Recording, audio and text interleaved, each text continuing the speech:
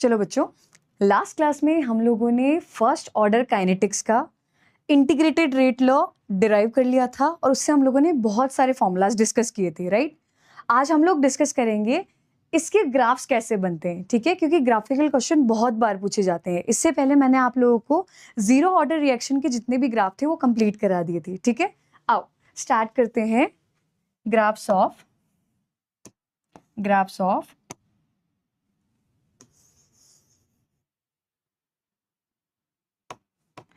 आज स्टार्ट करेंगे graphs of first order reaction.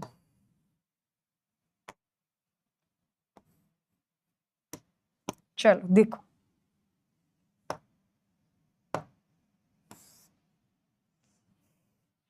Start करते हैं graphs of first order reaction, right.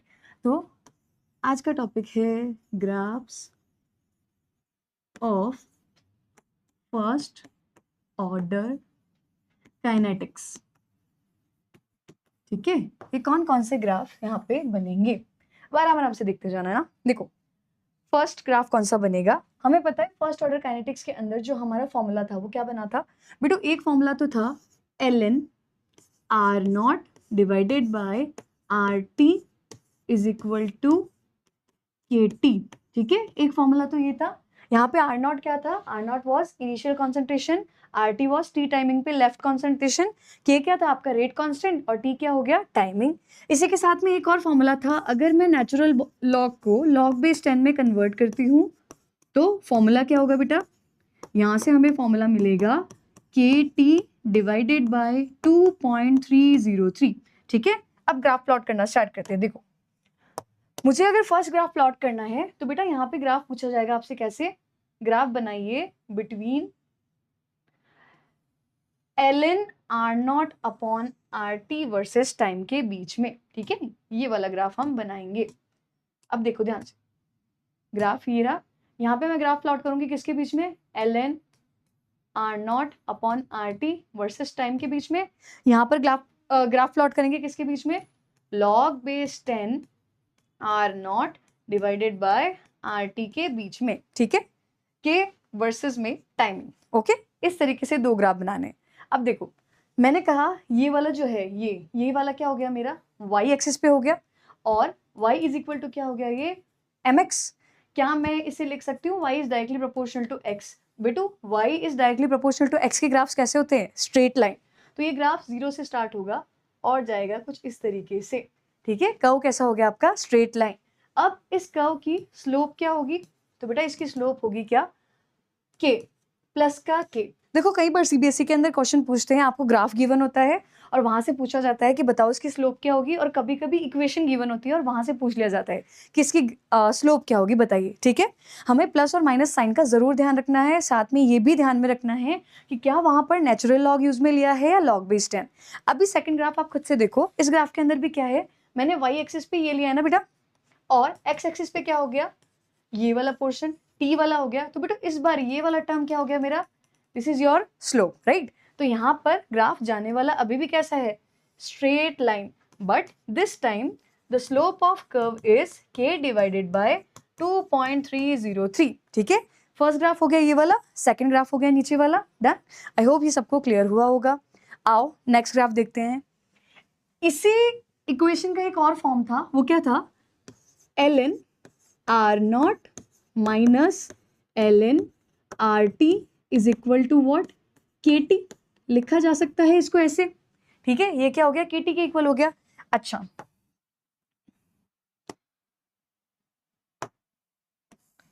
ये हो गया, डन। अब ना एक काम करो, इस इक्वेशन में मुझे ln आर टी अकेला चाहिए, ठीक है। तो मैं क्या करूं, ln आर टी को शिफ्ट करते हैं एक साइड, मान लो इसको उधर शिफ्ट किया तो ये हो गया पॉजिटिव, और अगर इस के टी को मैं इधर दूसरे साइड में शिफ्ट करूंगी तो मुझे क्या मिलेगा, ln आर नॉट माइनस के टी। लिखा जा सकता है ना इसको। अगर मैंने क्या किया होता, इसको log बेस 10 में कन्वर्ट किया होता, है ना, तो बेटा ये जो मेरी इक्वेशन है ये क्या बनती, log बेस 10 आर टी, इसको 2.303 से मल्टीप्लाई करते is equal to log base 10 R naught इसको भी 2.303 से मल्टीप्लाई किया होता है। याद है लास्ट क्लास में जब डेरिवेशन की थी तो सबको डिवाइड किया था 2.303 से। तो मैं क्या लिख दूं यहाँ पे -k/2.303 multiply by T. Already हम लोगों ने ये करा हुआ है ना। अब देखो ध्यान से, मैंने क्या किया, इस बार मैंने लिया इसको y एक्सिस पे, ठीक है। तो y is equal to -mx plus c, कुछ ये इक्वेशन बन गई। यहां पर अगर देखो तो y is equal to -mx plus c, ये वाली इक्वेशन बन गई। और बेटू y is equal to -mx plus c के ग्राफ कैसे बनते हैं? अगेन ये वाले ग्राफ भी कैसे होंगे बेटा? स्ट्रेट लाइन ही होंगे, but this time these graph will not start from origin, ठीक है। ये चीज हम ध्यान में रखेंगे। आओ देखते हैं ग्राफ कैसा आएगा। देखो ये ग्राफ बनाएंगे किसके बीच में? ln RT वर्सेस टाइम के बीच में। अब ना देखो यहाँ पे स्लोप कैसी है? नेगेटिव, इसका मतलब ग्राफ कैसा होगा? डिक्रीजिंग। फिर यहाँ पर इंटरसेप्ट कितना दिया है आपको? C। देखो जब ये 0 था, मतलब टाइम 0 था, उस टाइम पे कॉन्सेंट्रेशन क्या थी? R0 ना। तो ग्राफ यहाँ से स्टार्ट होगा, ठीक है। तो हमारा जो ग्राफ का इंटरसेप्ट है वो क्या हो गया? ln R0। ग्राफ कैसा होगा बेटा? डिक्रीजिंग ग्राफ होगा। हाँ, इसको मीट नहीं करना है, ये ध्यान रखना, क्योंकि अगर आपने मीट कर दिया इसका मतलब आप फर्स्ट ऑर्डर रिएक्शन के कंप्लीशन का टाइम बता रहे हो। फर्स्ट ऑर्डर रिएक्शंस कभी कंप्लीट नहीं होती है, ठीक है। तो उनके कंप्लीशन का टाइम क्या हो गया? इनफाइनाइट। तो आप कभी भी इसको इससे मीट नहीं कराओगे, राइट। ओके, अब बताओ मुझे यहाँ पर स्लोप क्या आएगा? तो बेटू इस बार स्लोप कैसा है? माइनस का के। तो यहाँ पे स्लोप आ गया आपका माइनस का के, ये हो गया आपका CBSE का PYQ, राइट। अभी सेकंड वाले इक्वेशन पे आते हैं। यहाँ पे हमने ग्राफ बनाना है log base 10 RT versus time के बीच में। अभी भी ग्राफ कैसा होगा? वही straight line, start from here, decreasing.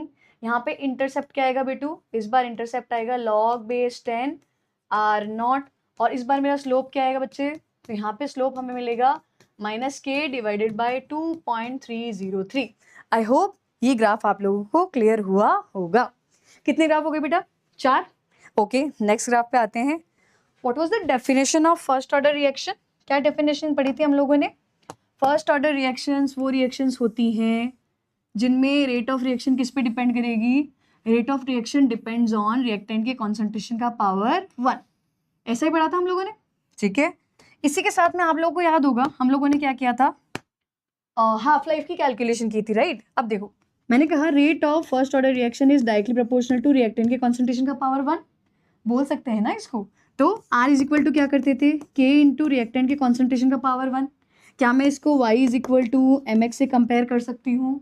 Again graph कैसा आएगा? Straight line. बट इस बार ग्राफ किसके बीच में बेटू?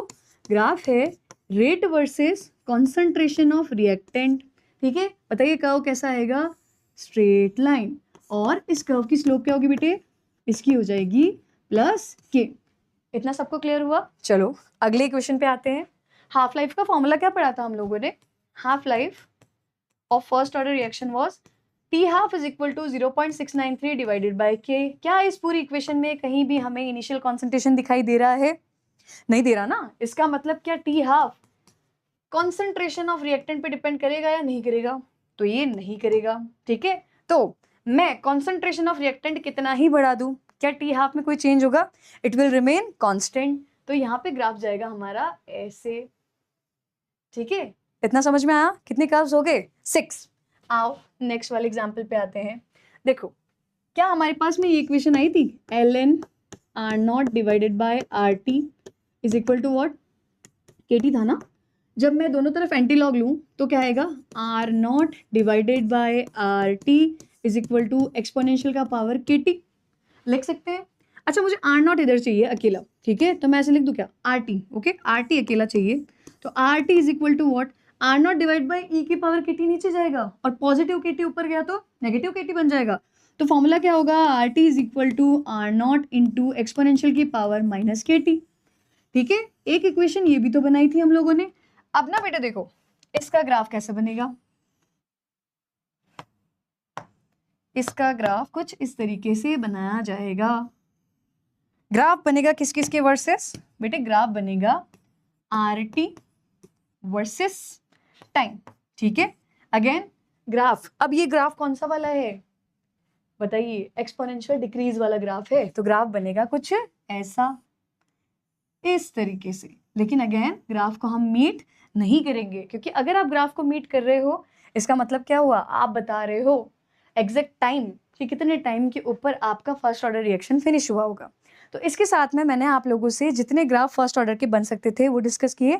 हमें हर ग्राफ की स्लोप पता होनी चाहिए और थोड़ी अंडरस्टैंडिंग ऐसी डेवलप करनी पड़ेगी कि जब क्वेश्चन आ रहा हो तो क्या हम ये आइडेंटिफाई करने में केपेबल हैं कि कौन सी इक्वेशन का ग्राफ है और इसकी स्लोप क्या होगी। सीबीएसई में एमसीक्यू फेवरेट क्वेश्चन होते हैं। आई होप आप लोगों को ये क्लियर हुआ होगा। ठीक है, ओके, चलो आगे चलो।